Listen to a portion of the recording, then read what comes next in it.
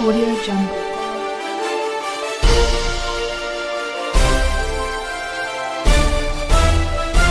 Audio Jungle. Good afternoon. On the national news from Babagagide Imo Television this hour. First, the headlines. Tinubu to appoint Lagos-Abeokuta, who was suspended by Buhari as new EFCC chairman. Morik begs Tinubu repair Lagos-Abeokuta expressway. Mapoli student protest tuition fee hike. Moving on to the next headline, over 28,000 lives lost to insecurity in Benue, Dawn says. Pastor, wife, children abducted by gunmen in Delta community. Mixed reaction as Sunday Igboho confirms fight for Yoruba nation continues. Governor also with the last story, I'm grateful, blessed for this opportunity. Babajide reacts to 4 Super Falcons call all. I am Morire Rebilalawa. The news in detail. Bearing any last-minute change of plan, President Bola Tinubu is set to appoint Lagos-Abeokuta as a substantive chairperson of the Economic and Financial Crimes Commission (EFCC), a move that is bound to set off controversy over the candidate's qualification for the job. Mr. Lukayode, a lawyer, had served as secretary of the anti-graft agency for 2 years during the reign of Ibrahim Magu as the acting chairperson of the commission. He, along with Mr. Magu, was suspended from office by President Muhammadu Buhari in 2020 and was never recalled.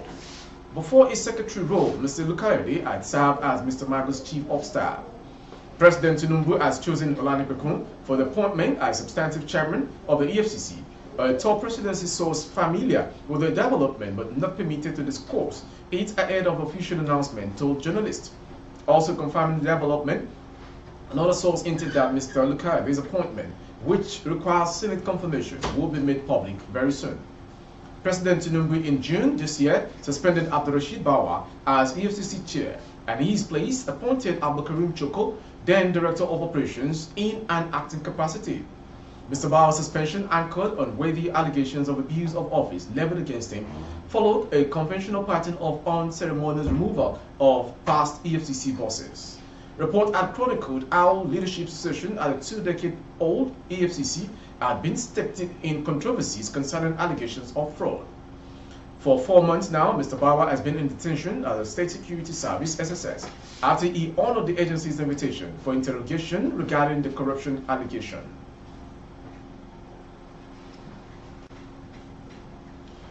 The Muslim Rights Concern on Monday sent a Save Our Soul message to President Bola Tinubu over the deplorable condition of the Lagos-Abeokuta Expressway. The Lagos-Abeokuta chairman of the group, Dr. Busari Ademola Analachi Jimo Alao, in a statement said the 81-kilometer federal highway has continued to be a death trap.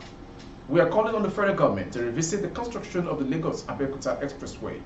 The road, which was first constructed more than 40 years ago by the Murtala Obasanjo regime, linking over 200 communities, has made life unbearable for thousands of road users.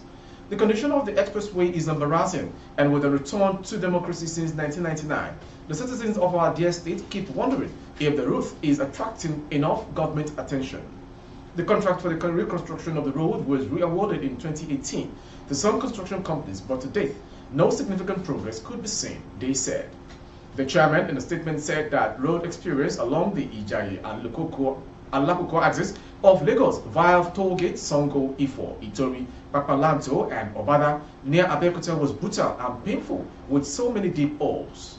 We equally sympathize with thousands of Nigerians who are regular users of the road despite its unbearable state of dilapidation. Within Ogun State from the Mapoli, some students of Moshood Abiola Polytechnic, Abeokuta, Ogun State, on Monday gathered at the school gate to protest the hike in the acceptance fee paid by newly admitted students, among other issues. The students who trooped out to the campus gate as early as 7 a.m. were seen in their numbers, all the placards with inscriptions such as #No increment of tuition fee, #Rector must go, #Release our results ASAP, among others. Men of the Nigeria Police Force were also present at the scene. Information gathered that among the issues affecting the students included delay in results, shortage of staff, and increment in the acceptance fee for fresh students. The Student Union Governor of the institution, Babatunde Adelola, noted that the management alleged that the institution is not getting adequate subsidy from the state government, which prompted the hike in acceptance fee paid by fresh students from 35,000 to 50,500. Adelola lamented the delay in results of students, which often lasted 1 year for semester results to be released. These, he said, has affected academic performance of all students.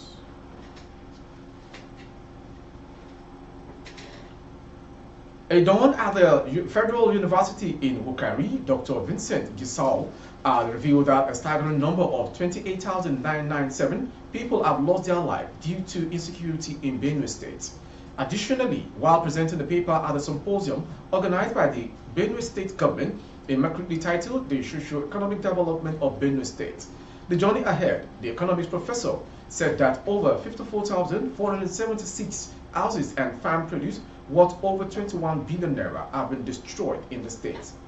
Gisal, who based his findings on data from various sources, says such as the Benue State Emergency Management Agency, the Nigeria Police Force, and the Benue State Committee on Conflict Resolution and Peace Building highlighted the devastating impact of insecurity on the rural economy of Benue State. It said that insecurity incidents in the state have resulted in the death of over 28,997 individuals, with some deaths still unreported or ongoing. Additionally, the crisis has led to the destruction of 5 police stations and 33 markets, further exacerbating poverty and impoverishment among the people of Benue.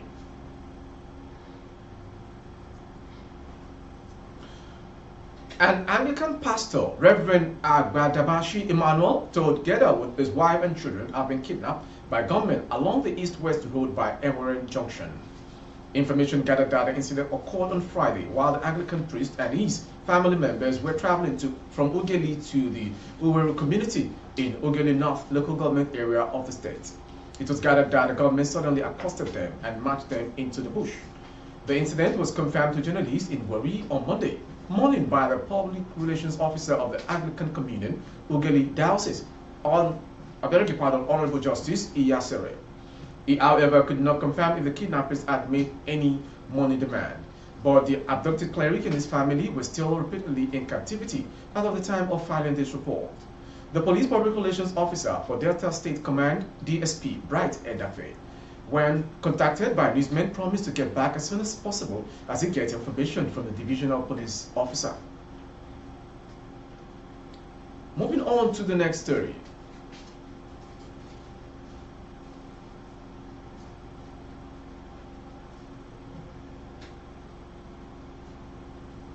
Nigerians on social media have reacted to the release of Yoruba Nation agitator Sunday Adeyemo, also known as Sunday Igboho, as he regains his freedom after over 2 years of incarceration in the Republic of Benin.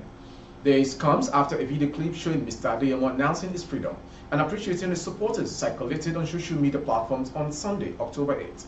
I am now free to return to Nigeria and visit any country in the world, he mentioned. I have fulfilled all the legal conditions attached to my bail a few years back, but I am coming to Nigeria, my home, my country of origin, any moment from now. Yoruba Nation, the pursuit of freedom, often involves challenging structures and oppressive systems, advocating for the right and dignity of all Yoruba sons and daughters. Let the request for our total freedom begin.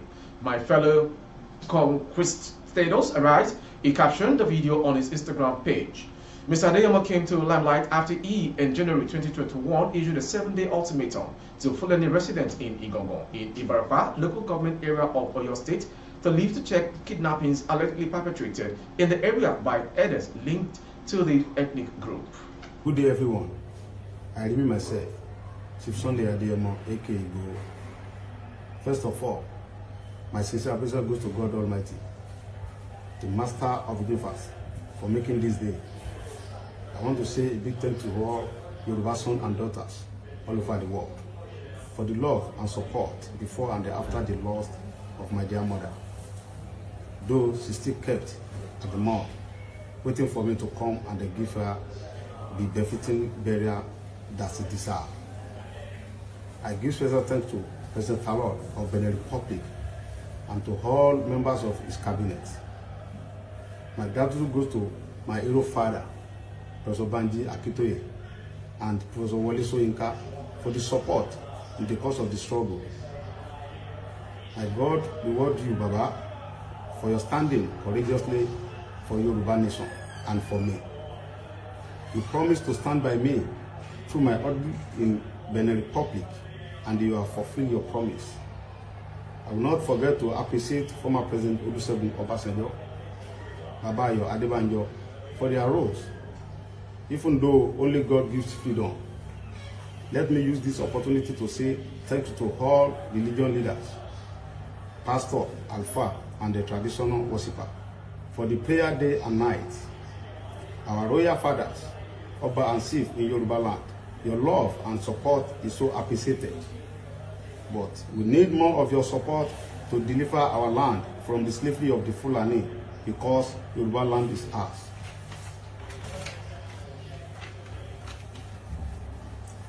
Although I have many Obas on my list, but Oba Francis Olusola Alao, His Majesty, the Oba, the Olugbon of Orile Igbon, Deputy Chairman of Oyo State, Council of Obas and the Chief, Kábíyèsí Oba Totin, Onibariga of Bariga, Kábíyèsí Oba Tejoso, Onikenta of Orile Kenta, Kábíyèsí Olugbo Oba EFO, CON Frederick Akinritan, Oba Teru Olugbo of Igbo Kingdom. Your love and support is well appreciated. I also thank Mrs. Modupeola Oloyinko, Princess A. Awoniyi, Aliaja Abike Akinpelu, Mr. Kayode Emola, Mrs. Ojo USA, Aliaja Niniola, Mr. Malomo, and the others. Thanks for your support and God bless you. My brother Sunday AK Sami Japan, Uncle Tony Daudu, I thank you especially. I must not forget to appreciate the mega rally USA and the Prophet under Prophet Ologunloluwa and the Directorate under the leadership of Barrister Ogedengbe. Special thanks to Ilana Omodua, Canada, and Ibega Omodua, USA and Canada. Sibdele Momodu, I really appreciate you, sir. Thank you so much. I also must sincere appreciation to Mr. and Mrs. Ayola Adenike Oladokun, USA, Mrs. Janet Fasaki, USA. Private sector operators have ruled out fresh allowances for workers following the recent decision of the federal government to increase the wages of civil servants by 35,000 naira. This came as state governors are gearing up to meet with labor unions in the state as regards calls for an upward review of salaries of workers in the state. Already, some governors have initiated talks with the leader, Labour in the state, with a view to coming up with a plan and proposal that will work for both parties. Several states, including Niger, Katsina, Osun, Gombe, and others, have expressed their intention to engage with Labour on the wage award approved by President Bola Tinubu. According to the agreement reached with the Nigeria Labour Congress and the Trade Union Congress, the federal government granted a wage of 35,000 naira only to the federal government workers beginning from September, pending when a new national minimum wage is expected to have been signed into law. Finally, on sports.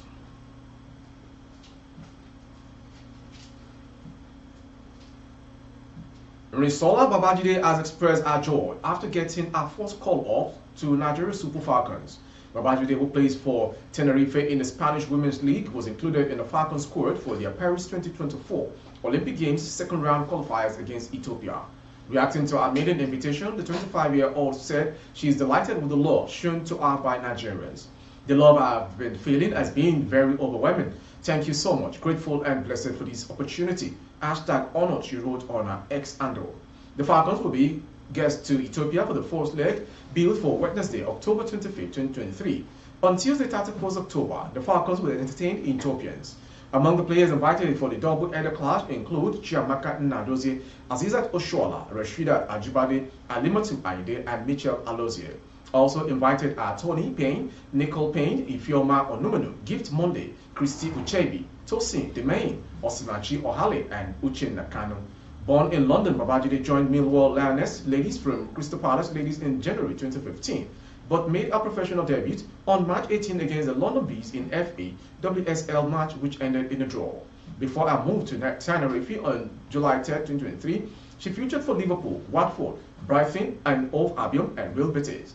She was Liverpool's second highest goal scorer in the 2018-2019 WSL season with 2 campaign goals. Babajide was then Liverpool's joint second WSL goal scorer in the 2019-2020 season with 1 league season goal. With our sports story, we've come to the end of today's national news. Before we go, some headlines. Tinubu to appoint Olukayode, who was suspended by Buhari, as a new EFCC chairman. Morik begs Tinubu to repair Lagos-Abeokuta expressway. Mapoli student protest tuition fee hikes. Over 28,000 lives lost in security in Benue State. Pastor wife children abducted by gunmen in Delta community. We also brought to you mixed reaction as Sunday Igboho confirms fight for Yoruba nation continues. And we brought to you on sports. I am grateful, blessed for this opportunity. Babajide reacts to 4 Super Falcons call-up. For more updates of our broadcast on YouTube, our handle is Babagide Imo Television. Kindly subscribe and click on the notification bell. Select option all to access all of our broadcasts. On Facebook, Bagide Imo with Alawi Adebayo. Please like and follow the page. For advert placement of goods and services, coverage of events and functions, please dial the phone number streaming on the screen. Thank you for watching. I am Movire Rabi Lalawa. Good afternoon. Audio Jungle.